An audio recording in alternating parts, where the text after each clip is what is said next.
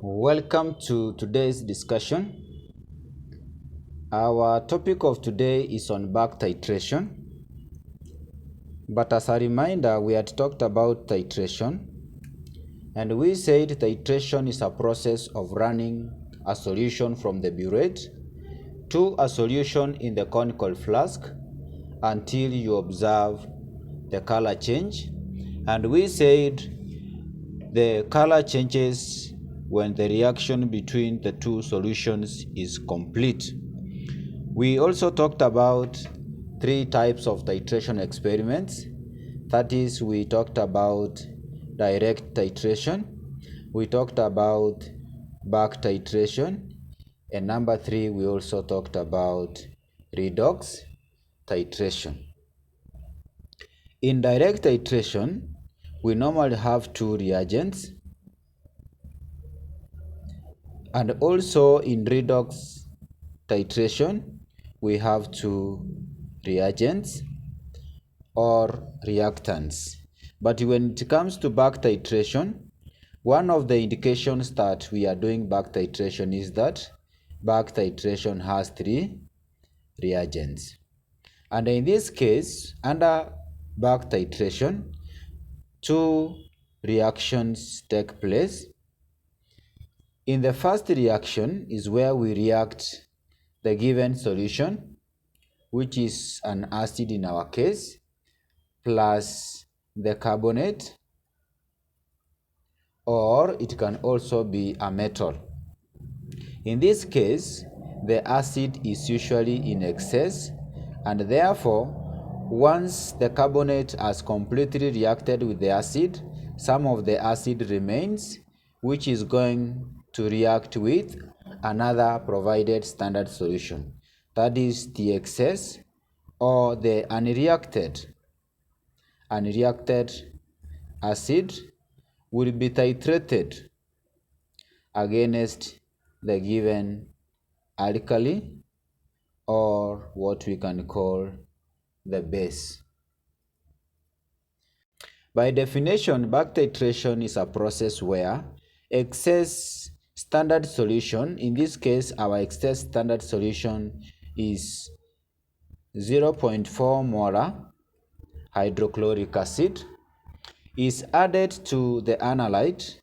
The unreacted solution is then titrated using another standard solution, and this other standard solution we have been given is 0.1 molar sodium hydroxide. You are required to determine the relative atomic mass of metal X in the carbonate provided. You have been given the three reagents, which is an indicator of a back titration. We have 0.4 molar hydrochloric acid, we have 0.1 molar sodium hydroxide, and accurately weighed 1.0 grams of solid M, and the solid M is a carbonate of X, and of course we have methyl orange indicator. Let us go through the procedure very quickly. Under the procedure 1, measure accurately 100 centimeter cubic. These volumes are very important. 100 centimeter cubic of 0.4 molar hydrochloric acid using a measuring cylinder, and transfer it into a 250 ml glass beaker. Add all the solid M, which is our carbonate, into hydrochloric acid in the beaker, and stir the mixture gently with a glass rod until no further effervescence. The reason why we are having effervescence is because we are reacting a carbonate and an acid, and therefore since carbon 4 oxide is produced, it escapes in form of bubbles, and this is what we call effervescence. You labeled the solution formed as H. In this case, our H is the excess acid, which we are going to titrate against the base. Roman 3, use the pipette filler to fill the pipette and transfer 25 of sodium hydroxide solution into a conical flask, add 3 drops of methyl orange indicator and shake the mixture. Note any color change. Roman 4, fill the burette with solution H, which is our excess reagent. Titrate the unreacted acid in solution H against sodium hydroxide solution in the conical flask until you observe the color change. That means the yellow color will change to orange, indicating the end point of the reaction between the two solutions. Record the final burette reading in the table provided.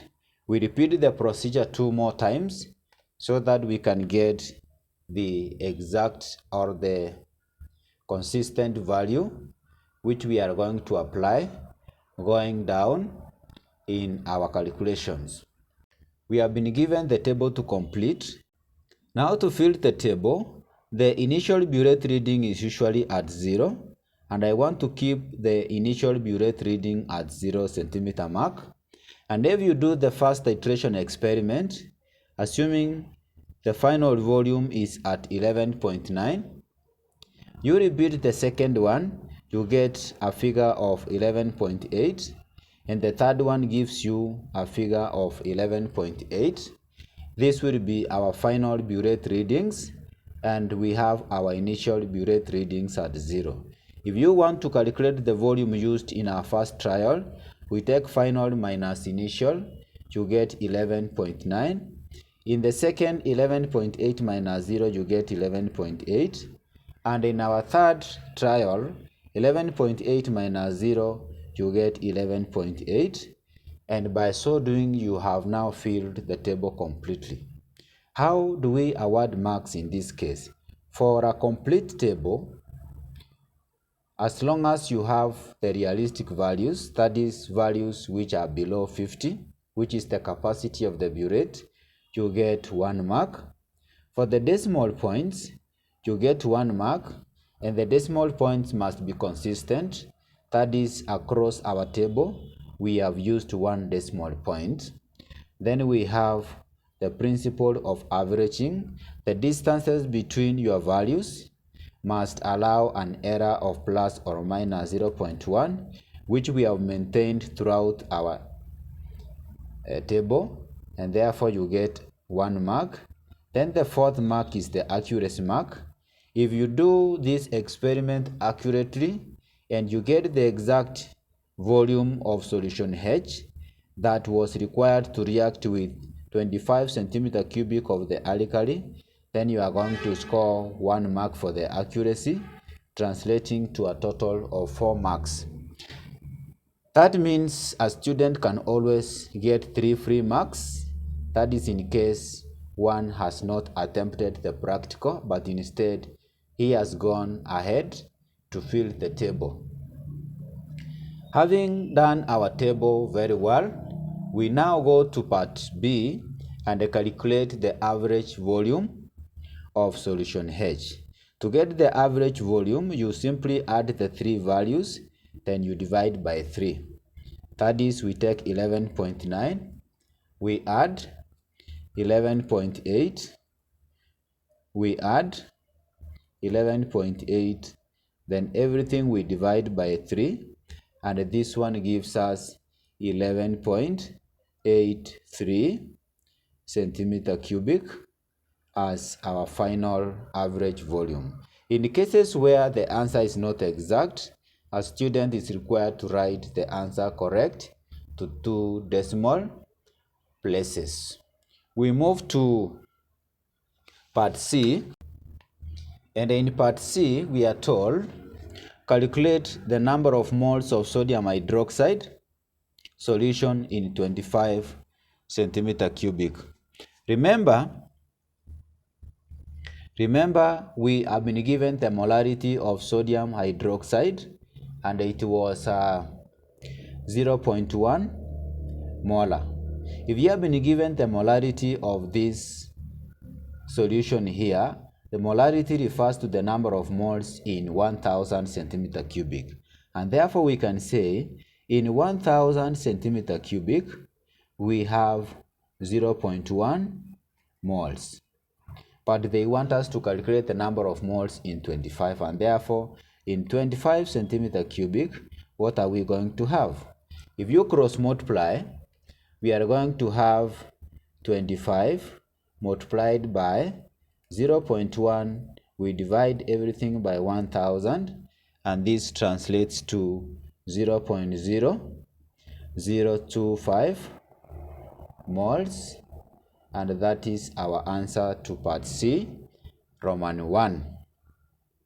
We go to Roman 2, calculate the number of moles of hydrochloric acid in solution H that reacted in the experiment. In this case now, we need to write an equation between sodium hydroxide and dilute hydrochloric acid. Hydrochloric acid, we are going to have sodium chloride, which is a normal salt, plus water. Remember, the reaction between a base and an acid will always give you salt and water, and that particular reaction is known as neutralization. In this case, we look at the mole ratio, which is the balancing figures between the base and the acid, and therefore we realize that the mole ratio is actually 1:1, meaning the number of moles of the base are the same as the number of moles of the acid, and therefore we can say moles of sodium hydroxide will be equal to the number of moles of dilute hydrochloric acid, and the moles we have calculated are actually 0.0025 moles. We go to Roman 3. Where we are supposed to calculate the number of moles of hydrochloric acid in 100 centimeter cubic.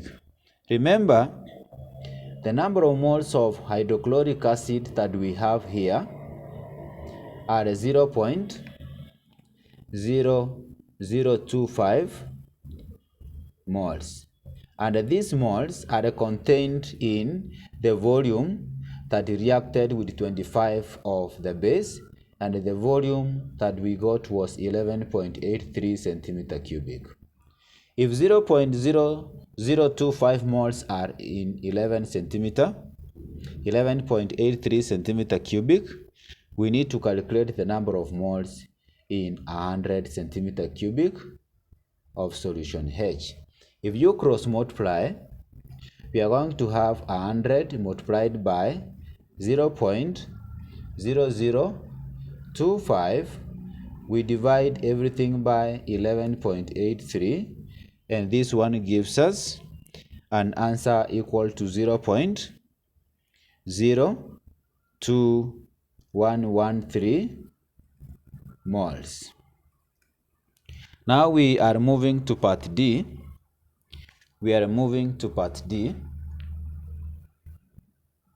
And in part D, we are told to calculate the number of moles that were in 100 centimeter cubic of 0.4 molar hydrochloric acid.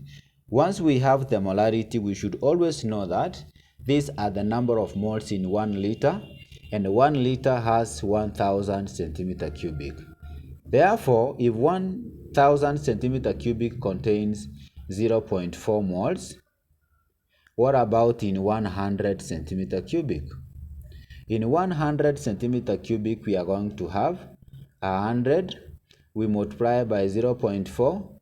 We divide everything by 1000, and this one gives us 0.04 moles. We move to part E. Determine the number of moles of hydrochloric acid that reacted with the carbonate. Remember, originally this number of moles that we have calculated are contained in the original moles of the acid before actually we reacted with the carbonate or solid M. If this were the original number of moles, which was 0.04, and the number of moles that actually reacted with the base were 0.02113. If we calculate the number of moles that we had originally minus the one that reacted with the base, we are going to get 0.01887 moles, 73 moles. So remember, originally we had 0.04, but these are the number of moles that reacted with 25 centimeter cubic, meaning those that reacted with the carbonate are going to be 0. That is the difference between the original and the one that were actually reacted with the base. We go to F.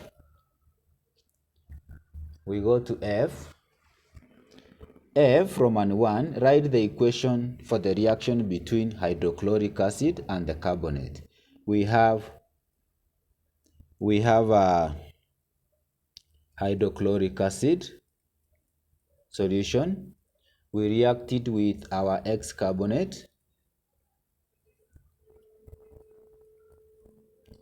and this one is going to give us, remember, when we have a 2 in X, it means X has a valency of 1, and therefore we are going to have X chloride. We are also going to have water, which is a liquid, and on top of that we have carbon 4 oxide, and this is the gas that was causing effervescence. We can balance the equation by writing 2 behind hydrochloric acid and also 2 behind the X chloride. This equation is now balanced, and therefore we can proceed to Roman 2 of part F, where we are supposed to calculate the number of moles of the carbonate which reacted with hydrochloric acid.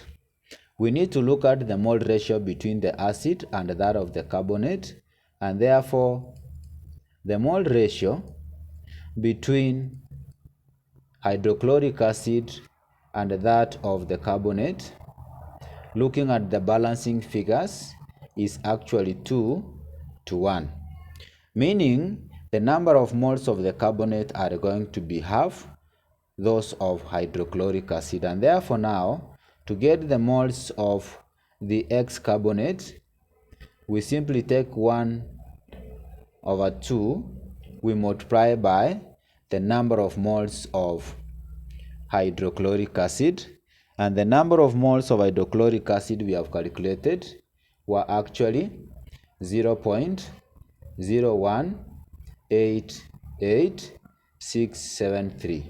And if you work out this question, you are going to get an answer equal to 0.0009434 moles. We move down to Roman 3. Roman 3, determine the relative formula mass of the carbonate, and therefore now to get the formula mass of the carbonate, we know the number of moles of the carbonate, and remember from our question,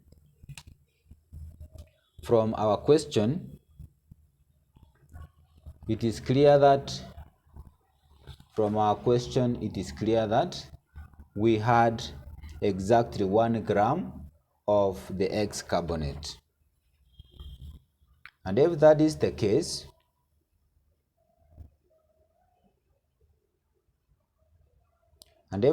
case, we know the number of moles of the carbonate that reacted, and therefore, since we used 1 gram, this 1 gram is equivalent to the number of moles of the carbonate, which is 0.009434 moles.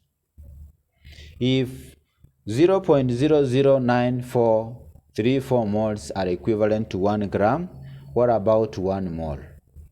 1 mole of the carbonate is going to have how many grams? In this case, you take 1 times 1, you divide by 0.009434, and this one is going to give us an answer equivalent to 106 grams.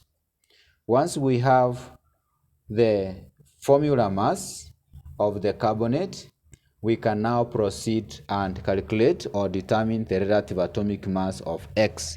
In this case now, we know that we do not know the value of X, and since we have two X's, we are going to have 2 times X, plus we take the relative atomic mass of carbon, which is 12.